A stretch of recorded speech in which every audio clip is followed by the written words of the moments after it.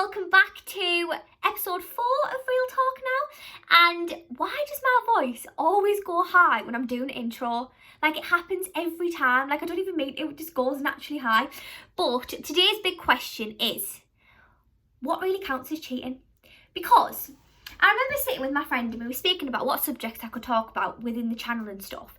And this topic got brought up, like cheating and stuff in relationships. So obviously I've never had a relationship and I've never experienced that, but we were just speaking about it, like what actually counts as cheating in a relationship. So we brainstormed a few ideas and I came up with a few, and yeah, we just spoke about it. So as I haven't actually had a boyfriend before, I asked a few of my friends who have had relationships, who have got boyfriends and stuff like that, and I said, how would you feel in that situation? And from a singleton's point of view, I said mine. So first of all is strip clubs. Right. So when it comes to, you know, stag do's, hen nights, whatever, the annual thing is to go to a strip club or like to a Magic Mike thing or anything like that. And the question is, how would you feel if your boyfriend or girlfriend went to one? So I asked my friends and straight up, it was halved. Like 2 said, no, wouldn't dare, fuming, like I'd be fuming. But then what interested me is that one of my friends said, well, I think it's all right for girls to do it, but not boys. And I was like, why is that? So she explained and she said, because girls often do it for a laugh, like for fun, like going on a hen do and whatever. But then sometimes boys enjoy a bit more pleasure at a strip club. But then, as we got talking about stag nights and stuff, it's the same for both. Like lads go on a stag night and girls go on a hen do. Like it's sort of the same. So you can't really, you know, say no to the girls or no to the boys when it should be equal, because, you know, it's just a daft laugh. So yeah, we got speaking about it and whatever. And I said, like, would you be annoyed, like, if they came home and they went to a strip club and whatever? Personally, right, if I had a boyfriend and he went to a stag do, I don't think I'd be bothered. Like, I genuinely don't think I'd bother. What I'd be more bothered about is if they got a lap dance, or if they'd kiss someone else or whatever. But like, no, they wouldn't be bothered. And then I asked like my friend's boyfriend's point of view, like, would you be bothered if, you know, she went to a strip club? And he was like, well, no, I wouldn't, but I don't want to be bothered if I found out she got like a lap dance off one of them. So there's always that thing of like, they'd be bothered, but only if they went to the extreme. Do you know what I mean? So personally, when it comes to strip clubs, no, it's a weird thing though, strip clubs really, because if you're in a relationship, it can be seen as quite, like, why are you going when like people are stripping, like you're watching them? But like, when that's the thing, when it comes to like hen do's and stag do's and stuff like that, like, or birthday parties, like, oh yeah, get a stripper. That's just the annual thing. Anyway, moving on. Next thing, Onlyfans. So Onlyfans is a massive, like, it's gotten bigger as the years have went on.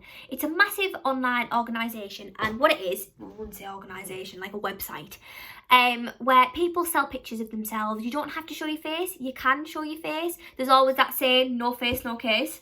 But people share pictures of them nude, or of, like, some cases, if people have got fetishes, like photos of that particular fetish.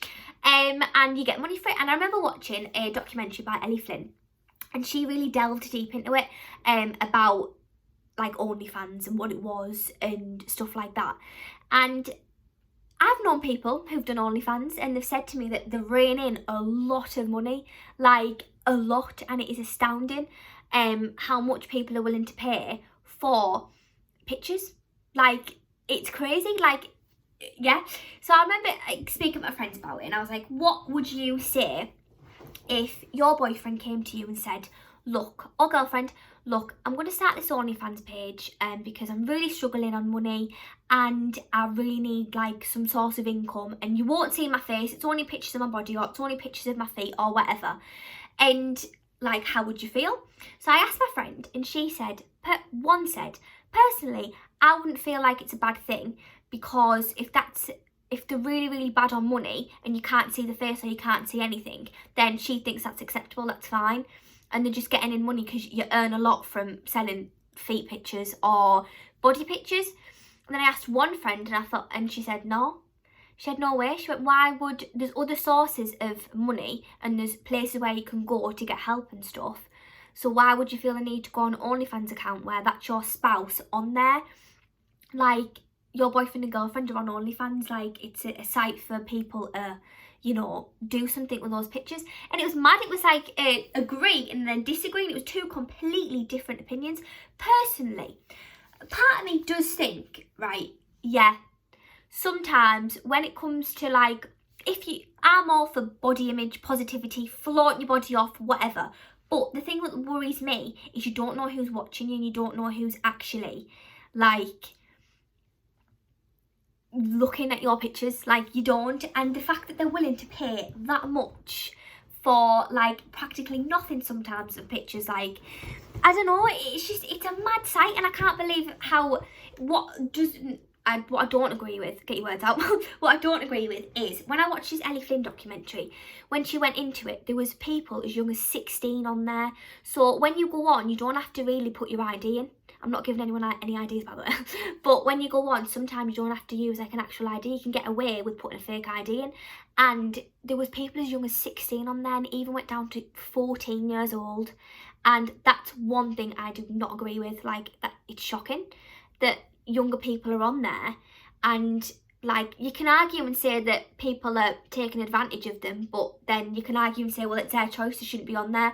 But realistically, they shouldn't have had the opportunity to get on there because it should be safer and it should be more secure. So that's why I don't agree with it. But yeah, it was just mad, like two completely different sides to the whole OnlyFans situation, like, because it's such a massive thing. And would you be bothered if, like, imagine scrolling through and like seeing, like, I think having a boyfriend or having a girlfriend, like when you share something so like special towards each other, it's quite private. Like, your body and their body is quite private. Like, you don't want that broadcast, whether you can see the face or not, you don't want that broadcasted around. Yeah. But then there's also the argument of, well, it's money, like money's money, whatever. But yeah, it was just interesting to get their opinions when they've actually got boyfriends. It was just, yeah. Next one, flirting. So, I'm quite a friendly person. I always have been. Like, when it comes to talking and stuff, I'm like, hi. But I can't flirt, really. Like, when I think of flirting, I think of like, oh, stop it. Like, no, shut up, stop it. That's what I think of. I don't really think of flirting as like just chatting, like chatting my hair, like just chatting away, like, hi, are you alright? But so again, I went and got opinions on stuff, and I was saying like, what do you think on like the whole flirting thing? And they were saying to me, like, sometimes flirting actually gets you places. Like, you don't even have to flirt, you can just be charming. Like, that's one thing that really attracts me to boys, is like the charm. Like, having good chat, having good conversation, and just knowing what to say, really. Just like, just being really talkative and really friendly. Like, it's such a great asset to have, just being friendly and so like laid back and chill. So in a way, obviously I've never had a relationship, so I've never like really had that jealous trait, but some girls or some boys can get really jealous of their partner speaking to someone else. Like, even if it's like a hello or a, you know, a smile or a wave, they can get really protective and very territorial. But then there's the other side who are like, no, do what you want, just go on, do what you want, like, you know, we're all mates together, like, whatever, woo. So there's two different opposite sides. But yeah, like, it's different, really. And also, right, this going to like marriage and stuff like that, what I thought of is, here's a question. So this is also what I asked my friends. If you were with someone for a long period of time, or whether it was a few months or something, they came home from a night out and they sat there and said to you, look, I've kissed someone, I'm really sorry, it was a genuine accident.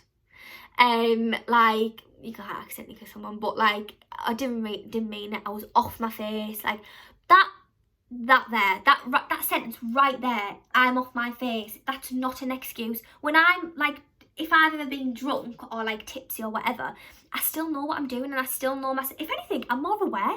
Like, if I'm drunk, I'm like, I know my surroundings and I know like where I am and what I'm doing. And a lot of people use that excuse of, yeah, but I was drunk. Like, yeah, I was drunk. It's not an excuse. Like, you can't always use that excuse when like you've had a drink.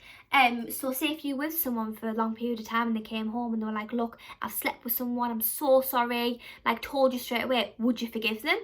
And straight away all my friends said no. They said because if they had it in them to do that, then they weren't thinking you. Like, I've been in a situation, like obviously I haven't had a boyfriend, but I've had experiences with boys and stuff, and like when I proper like someone, whether I'm sober or whether I'm drunk, I'll think of them. Like, and if you're truly in love with someone, like if you had a boyfriend or you had a husband or a wife or a girlfriend or whatever, like you will think of them. You wouldn't want to go with anyone else, you wouldn't want to think about anyone else. And if you ever have those doubts in your mind or ever have those thoughts, are you truly meant to be with that person? Well, that's the question of this video. So yeah, I just thought I'd do a little, like, a real talk on the subject of cheating and stuff, because it's a very touchy subject. Messaging. Do you count messaging as cheating? So say like you've been with someone for a while, you come across the phone and they've got loads of flirtatious sexting messages and whatever, would you count that as cheating? Because I would. I 1000% would, because whether you've met up with them or not, you still had something in you to message them and to have those flirty conversations. If everything was all right in your relationship, they wouldn't, like, you wouldn't feel the need to do that. So there must be something not going right. So yeah, big no-no. Big no-no. So yeah, I hope you've enjoyed this video, and please comment any other ideas you want for real talk or anything. Yeah, that was just like a little interesting one really. So yeah, thank you very much for the continuous support. I've got a new logo, well, a new slogan, cover page, what I made. I literally typed in an app store. What did I type in? Elegant slogan maker. And it came up and it was bro. So yeah, I hope you've enjoyed this video. I hope I've gave you some, like, not tips, but like my advice and stuff like that. But yeah, everyone stay safe and I will see you next time. Bye.